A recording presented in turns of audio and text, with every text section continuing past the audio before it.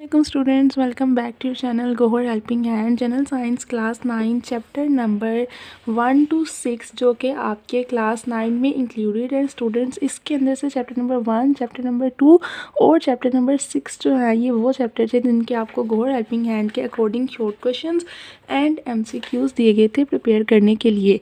उम्मीद है आप सब ने ये वाले सारे शॉर्ट क्वेश्चंस और MCQs जो हैं वो प्रिपेयर कर लिए होंगे। आज हम चलते हैं चैप्टर नंबर 3, 4 और 5 की तरफ।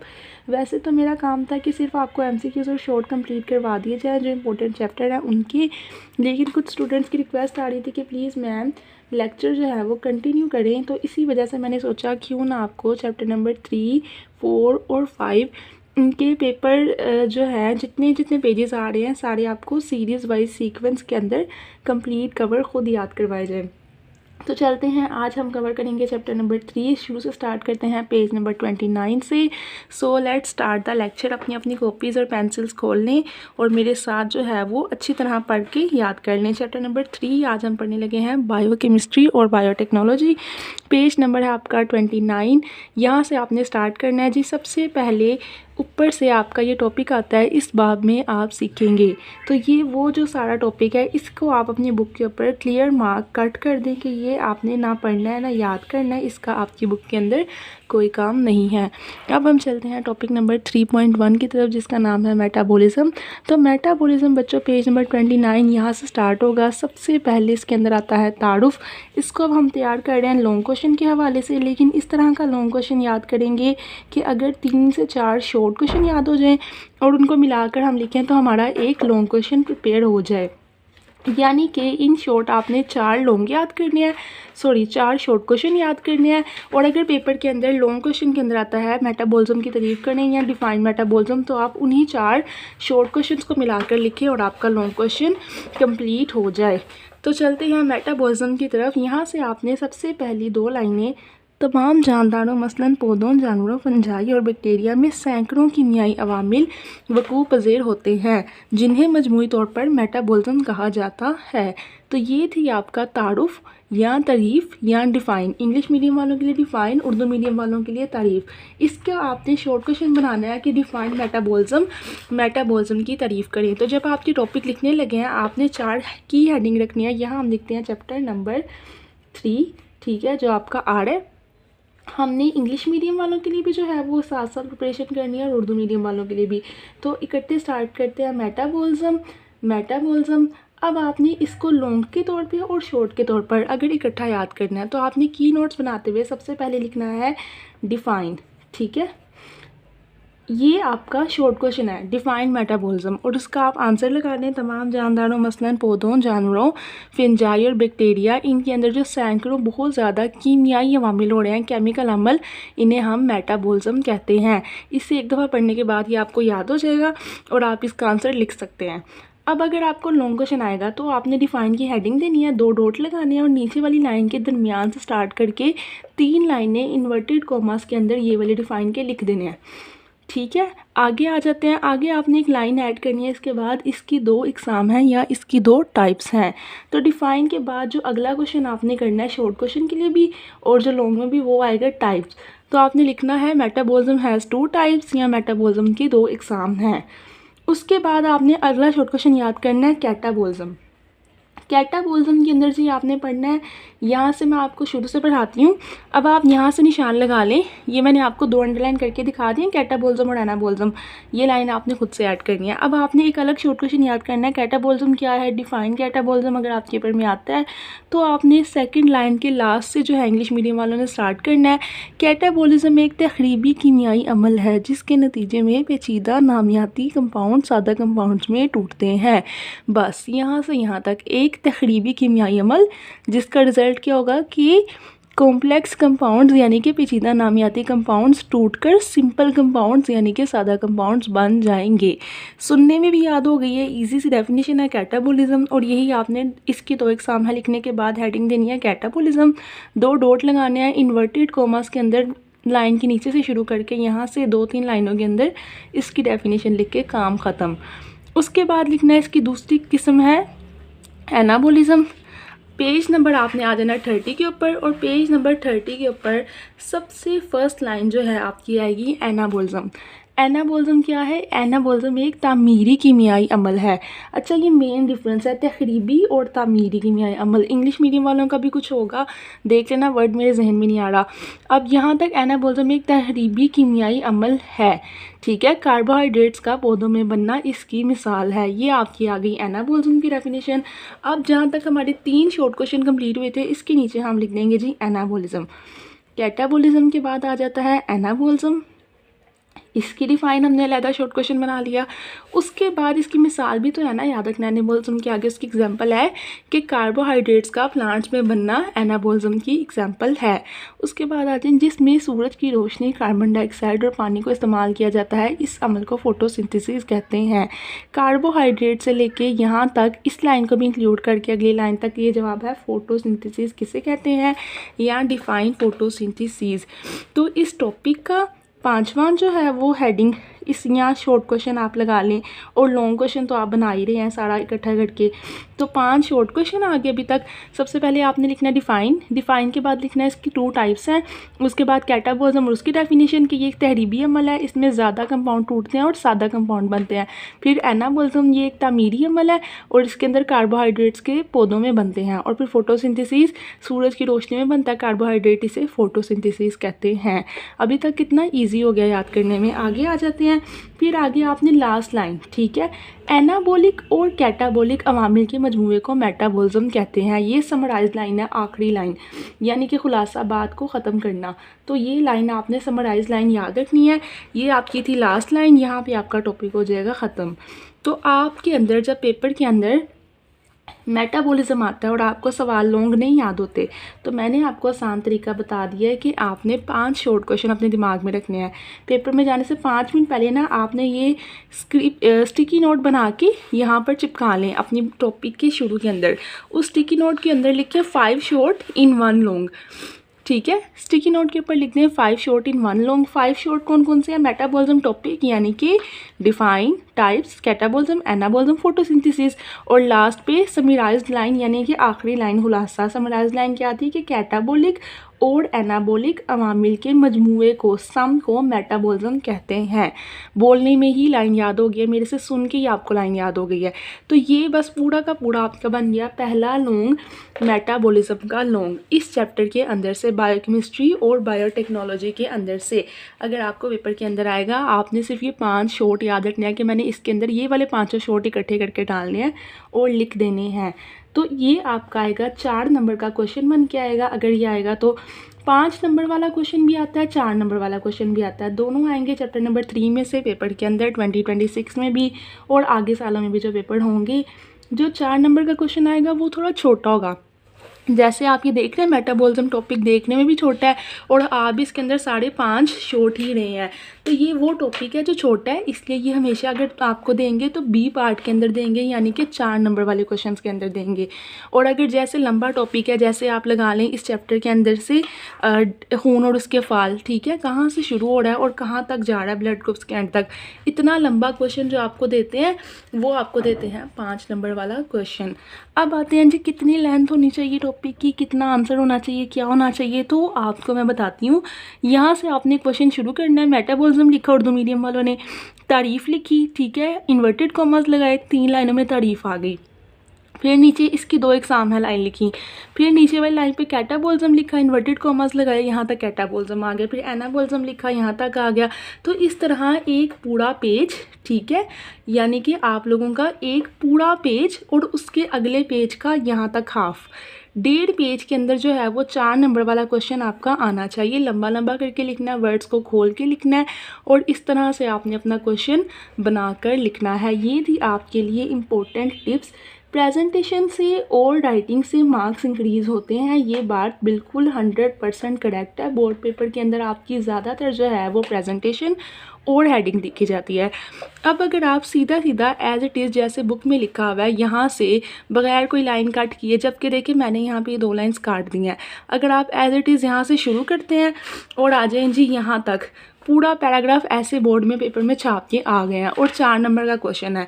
तो हो सकता है कि एग्जामिनर जब चेक करे तो वो उस बच्चे को ओनली 2 नंबर देगा 4 में से। लेकिन अगर एक बच्चा मेरे इस तरह बताए हुए तरीके से 5 शॉर्ट याद कर लेता है तो पेपर के अंदर इनमें से जो सा भी शॉर्ट क्वेश्चन आएगा वो उसको भी कर देगा। हालांकि चैप्टर के हमने शॉर्ट तो कर ही लिए हैं 1, 2 और 6 के, लेकिन एक्स्ट्रा तीसरे चैप्टर के भी उसको आते होंगे, वो ये भी लिख लेगा। और अगर वो इनको मिला के इस तरह से जैसे मैंने बताया है लॉन्ग बना के पेपर के अंदर लिख के आता है तो उसको 4 में से पूरे 4 नंबर मिलेंगे, 3.5 भी नहीं मिलेंगे। तो इसलिए आपको ये चीज़ें बताना ज़रूरी थी कि पेपर को करने का क्या तरीका है और किस तरह से करना है। उम्मीद है आप सबको समझ आ गई होगी। अब चलते हैं जी अगले टॉपिक की तरफ, जो कि है डाइजेशन और एसिमिलेशन। अगर इस टॉपिक के अंदर से देखा जाए तो ये आपको ना ही तो 5 नंबर वाला लॉन्ग आएगा ना ही तो 4 नंबर वाला लॉन्ग आएगा। इसलिए इसके अंदर से सिर्फ और सिर्फ आपने टोटल मिला के 2 लाइनें याद करनी है। वो 2 लाइनें क्या याद करनी है? सबसे पहले आप इस टॉपिक के अंदर से तैयार करेंगे जी digestion. What is digestion? English medium वाले, उर्दू मीडियम वाले डाइजेशन की तारीफ बताएं। डाइजेशन क्या है? तो उसको आपने एज इट इज़ याद करना है कि डाइजेशन खुराक के अज्जा को छोटे मालिक्यूल्स में तोड़ने या तकसीम करने का अमल है। यानी कि खुराक जो हम खाना खा रहे हैं वो छोटे मालिक्यूल्स बनाना। हमने इतनी बड़ी जो है वो रोटी की बाइट ली है, उसको पानी के साथ अंदर हमारा मैदा गला के इतनी इतनी बाइट्स बना के टुकड़े टुकड़े बना के हज़म करेगा। तो ये अमल जो है ये क्या है? डाइजेशन। उसके बाद है जी दूसरी तारीफ एसिमिलेशन की डिफ़ाइन करें या एसिमिलेशन की तारीफ़ करें। तो ये भी आपने याद रखना है। डाइजेशन क्या है? खाना हज़म होने का अमल। हम ये भी लिख सकते हैं, जिसको ना उस टाइम पेपर में याद आए, भूल जाए, एकदम जहन से निकल जाए, वो लिखते जी खाने की हज़म होने का, मैदे में खाने के हज़म होने के अमल को डाइजेशन कहते हैं। फिर भी इसको नंबर मिल जाएंगे। ऐसा नहीं है कि अगर हम अपने पास से बात लिखें और वो सही हो तो हमें नंबर ना मिले, बस बात का ठीक होना ज़रूरी है। उसके बाद है खुराक की अज्जा को इनकी इकाइयों में तब्दील किया जाता है, जबकि इन अज्जा का जिस्म में जज्ब होकर जज़्व बदन बनना एसिमिलेशन कहलाता है। हमने खाना खाया, वो हमारे खून में गया, जैसे हमने गोश्त खाया, वो हमारे खून में जाके गोश्त ही तो नहीं ना बना रहेगा हर टाइम, वो हमारे खून में जाएगा और मसल बन जाएगा, हमारी बाजू में हाथों में जान आ जाएगी, तो वो खाने में खून में जज्ब हो जाएगा। तो खाने का खून के अंदर जज्ब होना एसिमिलेशन कहलाता है। बस ये 2 शॉर्ट क्वेश्चन, इनको मिला के आपने ये टॉपिक कंप्लीट कर लेना है। अब आपको अगर ये वाला आएगा ना तो कभी भी 4 नंबर का क्वेश्चन नहीं आएगा कि डाइजेशन और एसिमिलेशन पर नोट लिखें, ना ही 5 नंबर का आएगा। तो ये कैसे आएगा? ऐसे आएगा, डाइजेशन, एसिमिलेशन और फैट्स मेटाबॉलिज्म के बारे में आप क्या जानते हैं, या फिर पूछ लेंगे कार्बोहाइड्रेट और प्रोटीन मेटाबॉलिज्म के बारे में आप क्या जानते हैं। यानी अगर आपको इन 4 टॉपिक के अंदर से कोई सा भी टॉपिक बोर्ड के पेपर में आता है तो वो इस तरह से आएगा कि 2 इकट्ठे पूछेंगे, कोई से भी 2 पूछ सकते हैं क्योंकि एक अकेला नहीं पूछेंगे। अब क्योंकि उन्होंने 2 टॉपिक इकट्ठे पूछने हैं तो आपके पास फ़ायदा ये है कि आप ट्रिक आजमा सकते हैं। आप सिर्फ 2 डेफिनेशन याद कर लें, इसकी 2 इसकी 2 इसकी 2 इसकी, जौन सा भी क्वेश्चन आए 2 दोनों की लिखें, 4 नंबर पूरे। 2 डेफिनेशन यहाँ से, 2 प्रोटीन मेटाबॉलिज्म की, 4 नंबर पूरे हो गए। कार्बोहाइड्रेट की 1 लाइन कर लें, फैट्स की 2 कर लें, मिला के क्वेश्चन लंबा हो जाएगा, 4 नंबर पूरे। तो बस इसके अंदर से सिर्फ आपने यही करना था, इसको आप काट दें। उसके बाद हो सकता है आप समझें, आपसे वो यहाँ से पूछ लेते हैं आप कार्बोहाइड्रेट मेटाबॉलिज्म अगर आता है तो इसके अंदर से बस आपने 1 लाइन ये याद रखनी है, कार्बोहाइड्रेट के हाजमे का हतमी हासिल शुगर्स मसलन फ्रुक्टोज, ग्लूकोज और लैक्टोज है। अब ये लाइन बहुत इंपॉर्टेंट है, इसको क्वेश्चन नंबर 7 लिखें, क्योंकि पेपर के अंदर क्वेश्चन आएगा अगर कार्बोहाइड्रेट के हवाले से अगले टॉपिक पे, तो वो यही आएगा कि कार्बोहाइड्रेट का हतमी हासिल क्या है या प्रोडक्ट। इंग्लिश मीडियम वालों के लिए प्रोडक्ट ऑफ कार्बोहाइड्रेट और उर्दू मीडियम वालों के लिए कार्बोहाइड्रेट का हतमी हासिल। ठीक है, प्रेजेंटेशन का और जो है वो क्वेश्चन को खुला खुला करके लिखना है, ज़्यादा तंग करके नहीं लिखना, इस बात का ध्यान रखना है। तो कार्बोहाइड्रेट का हतमी हासिल किया शुगर्स, कौन कौन सी शुगर्स? 3 किस्म की शुगर्स का नाम याद रखने हैं, ग्लूकोज, फ्रुक्टोज और लैक्टोज। ठीक है, नीचे आपने एक MCQ से एक्स्ट्रा ये भी याद कर लें, 1 ग्राम कार्बोहाइड्रेट्स वाला खाना खाने से जिस्म को कितनी कैलोरीज एनर्जी मिलती है? 3.8 किलो कैलोरीज एनर्जी। यानी 1 ग्राम हम खाना खा रहे हैं जिसमें कार्बोहाइड्रेट है तो हमें 3.8 किलो कैलोरीज एनर्जी मिलेगी। ये दोनों लाइनें इसलिए करवाई हैं कि ये शॉर्ट क्वेश्चन भी आता है और MCQs भी, और ये आपका सिर्फ और सिर्फ MCQs है जो कि पास्ट पेपर्स में आया हुआ है। बाकी सब कुछ कट कर दें, आगे आ जाए नीचे फैट्स और मेटाबॉलिज्म। ठीक है, यहाँ से ये लाइन भी अंडरलाइन कर लें, अगर जिस्म में कार्बोहाइड्रेट्स की ज़्यादती हो जाए तो मसल्स में ग्लाइकोजन की सूरत में जमा हो जाते हैं। क्योंकि ये भी क्वेश्चन आता है कि अगर आपके जिस्म में कार्बोहाइड्रेट हद से ज़्यादा हो गया है तो क्या होगा, वो जिगर के अंदर जमा हो जाएंगे और मसल के अंदर जमा हो जाएंगे और क्या बन जाएंगे, ग्लाइकोजन। तो ये 3 लाइनें, 1, 2 और 3, बस इतनी ही काफ़ी है इस टॉपिक के अंदर से, अगर ये पेपर के अंदर आया। उसके बाद आते हैं फैट्स मेटाबॉलिज्म। फैट्स का आपने बताना है हमें, फैट्स 2 ज़राए से हासिल होते हैं। ठीक है, कार्बोहाइड्रेट का अभी तक 2 बातें आई, एक आया हतमी हासिल, एक आया 1 ग्राम के अंदर कितने कार्बोहाइड्रेट होते हैं। ठीक है, आपने बताना है 3.8 किलो कैलोरीज एनर्जी, 1 ग्राम कार्बोहाइड्रेट के अंदर 3.8 किलो कैलोरीज एनर्जी। और तीसरा आया अगर इनकी ज़्यादती हो जाए, इंग्लिश मीडियम वालों के लिए होगा सरप्लस। अगर इनका सरप्लस हो जाए तो क्या होता है, ये जिगर में और मसल्स में, जिगर को कहेंगे लीवर एंड मसल्स में जमा हो जाते हैं, यानी कि पुटअप हो जाते हैं और क्या बन जाते हैं, ग्लाइकोजन। तो बस इस टॉपिक के बारे में यही लाइनें थी। अभी तक आपका सिर्फ इस पेज के अंदर यही सारी बातें थी 3 टॉपिक्स के अंदर, मेटाबॉलिज्म, डाइजेशन और कार्बोहाइड्रेट। उसके बाद आ जाते हैं नेक्स्ट टॉपिक, आपका लिखा हुआ है फैट्स मेटाबॉलिज्म। आपने बताना है फैट्स जो हैं वो 2 सोर्सेज से हासिल होते हैं, उनके 2 ज़राए होते हैं। पहला होता है हैवानी ज़रिया, यानी कि घी, मक्खन, मलाई, चर्बी, गोश्त और मछली वाला तेल। दूसरा होता है नबाताती ज़रिया, यानी कि सरसों, जैतून का तेल, नारियल, मकई, सोयाबीन, मूंगफली वगैरह। ये आपका बहुत इंपॉर्टेंट शॉर्ट क्वेश्चन भी है कि फ़ैट्स के ज़राए बताएं। ठीक है, फ़ैट्स के बारे में अगर आपसे शॉर्ट क्वेश्चन पूछा जाएगा तो वो आएगा फ़ैट्स के ज़राए बताएं, और इंग्लिश मीडियम वालों के लिए आएगा सोर्सेज ऑफ फैट्स, के फ़ैट्स के सोर्सेज क्या हैं। तो आपने बताना है 2 है, एक है हैवानी यानी कि एनिमल सोर्स और एक है नबाताती यानी कि प्लांट सोर्स। और उनकी मिसालें हैवानी मक्खन, मलाई, चर्बी, गोश्त और नबाताती सरसों का तेल, सोयाबीन।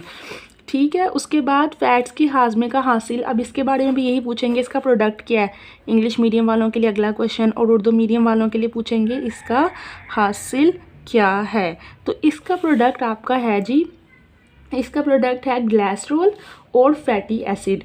फिर उसके बाद लोकेशन पूछेंगे, बहुत इंपॉर्टेंट एमसीक्यूज, फैट्स के हजम होने की जगह कहाँ है, ये कहाँ हजम होते हैं, ये छोटी आंत में हजम होते हैं, यानी स्मॉल इंटेस्टाइन में। एमसीक्यूज इंग्लिश मीडियम वालों ने याद रखना है फैट्स के बारे में, इसका आंसर होगा स्मॉल इंटेस्टाइन, यानी कि जो फैट्स हैं वो स्मॉल इंटेस्टाइन में जज्ब होते हैं। यहाँ से यहाँ तक बस आपका यही जो है इतना पैराग्राफ आप याद कर लें। और अगर आप लॉन्ग क्वेश्चन के वाले से नहीं भी याद करें ना, तब भी बच्चों ये शॉर्ट लाजमी याद करना है, बहुत इंपॉर्टेंट है, हर दफ़ा आते हैं। फैट्स हमें 2 ज़राए से हासिल होते हैं, एक हैवानी, एक नबाताती। और वो कहाँ पे उनका हासिल क्या होता है, ग्लिसरॉल और फैटी एसिड, और ये छोटी आंत में हज़म होते हैं। उसके अलावा ये भी बात आपने याद रखनी है, जो फैट्स जिस्म में जमा हो जाते हैं ना, तो वो कहाँ जमा होते हैं, एडिपोज टिश्यूज़ में। ये आपका एक्सरसाइज वाला एमसीक्यूज़ है, एक्सरसाइज के लास्ट में आपसे एमसीक्यूज़ पूछा हुआ है, तो ये भी आ सकता है।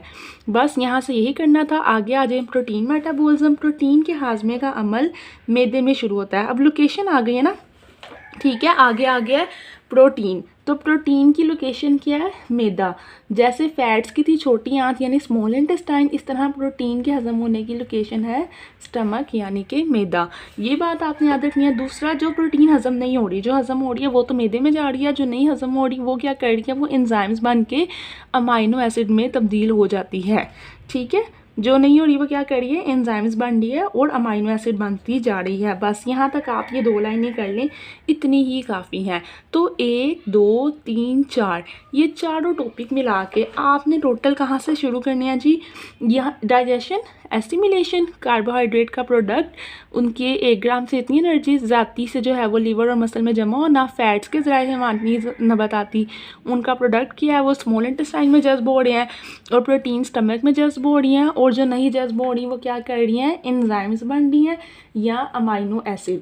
सिर्फ आपको ये जितनी मैंने आपको बोली है ना, ये 2 सेकंड के अंदर ये 5-8 लाइनें मिला के लिखनी है, आपका यहाँ से यहाँ तक सारे के सारे टॉपिक कवर। और वैसे भी मैंने आपसे बताया एक अकेला टॉपिक इसमें से आपसे नहीं पूछेंगे, 2, 3 या चारों ही पूछ लेंगे, तो आपने 1-1, 2-2 लाइनें बता के इनके नंबर कैच कर लेने हैं। तो ये था आपका पेज नंबर 30 का खुलासा, उसको शॉर्ट करके रिव्यू बता दिया है। मुझे पूरा यकीन है कि जिस बच्चे ने पूरा सुना है ना, सिर्फ सुनने ही से आपको ये याद हो गए हैं। अब आप इनको खुद से लिख सकते हैं एक दफ़ा पढ़ने के बाद। आपका होमवर्क ये है, अब अपनी कॉपी पेंसिल निकाल के पूरी देखने के बाद जो है लेक्चर सुनने के बाद इसके बारे में जो जो बातें आपको बताई हैं एक दफ़ा दोबारा रिवाइज़ करें, उन्हें अपने पास से अपने दिमाग से जो है एक पेज पे लिख लें और उस पेज को पेपर में जाने से 2 मिनट पहले रिवाइज़ कर लेना, जो मिड टर्म के आपके पेपर होंगे स्कूल के बोर्ड से पहले। अच्छा, अब आगे एंजाइम्स का टॉपिक, ये आपका काफ़ी इंपॉर्टेंट टॉपिक है और ये आपका वो क्वेश्चन है जो कि 5 नंबर वाला क्वेश्चन है, जो कि पेपर में ए पार्ट में आएगा और 5 नंबर पे आएगा। ये आपका पेज नंबर 31 है। आज बस इतना ही कवर करेंगे पेज नंबर 31 में। नेक्स्ट कवर करेंगे हम नेक्स्ट लेक्चर के अंदर ब्लड ग्रुप्स, डीएनए, और ये दोनों टॉपिक इकट्ठे, ब्लड ग्रुप्स और डीएनए, यहाँ तक पेज नंबर 34 तक। नेक्स्ट लेक्चर आएगा पेज नंबर 31 से लेकर 34 तक। ये ख़त्म होने लगा है अब एंजाइम्स। अब यहाँ से आपने सिर्फ और सिर्फ पहली चीज़ जो शॉर्ट क्वेश्चन आपने याद रखना वो आएगा एंजाइम्स की तारीफ़। ठीक है, कि एंजाइम्स की तारीफ़ क्या है, तो आपने याद रखना है कैटालिस्ट से मुराद वो शे है जो कीमियाई तौर पर अपनी हालत में तब्दीली लाए बगैर, यानी केमिकली बदले ना, जैसे कि उसको जैसे रखा था वो वैसा ही रहे, केमिकली अपनी हालत में तब्दीली लाए बगैर किसी केमिकल रिएक्शन को यहाँ तब्दील कर दे, बिल्कुल ही बदल दे, या उसकी रफ्तार में इजाफा कर दे या उसको स्पीड अप कर दे। तो एंजाइम्स का टॉपिक जब आपने लिखना है सबसे पहले आपने लिखना है जी कैटालिस्ट और उसकी डिफ़ाइन। ठीक है, डिफ़ाइन कैटालिस्ट, और वो आपने किस तरह करनी है, जिस तरह पिछला टॉपिक पहले वाला बताया था कि कैटालिस्ट लिखना है, नीचे से इन्वर्टेड कॉमास लगाने हैं, 2 से 3 लाइनों के अंदर उसकी डेफिनेशन लिखनी है। फिर आगे आ जाना आपने, यहाँ तक लिख के उसके बाद आपने ना यहाँ से शुरू करना है। एंजाइम्स बहुत कलील मिकदार में दरकार होते हैं, यानी इनकी ज़रूरत हमें बहुत कम होती है।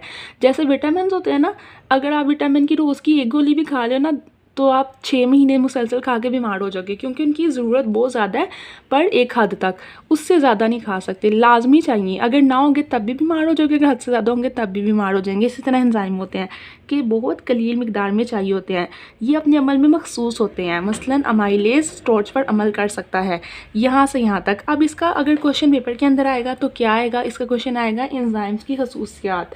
ठीक है, एंजाइम्स की खसूसियात, और इंग्लिश मीडियम वालों के लिए आएगा प्रॉपर्टीज़ ऑफ एंजाइम्स। तो यहाँ पे आप लिख लें properties of enzymes are what.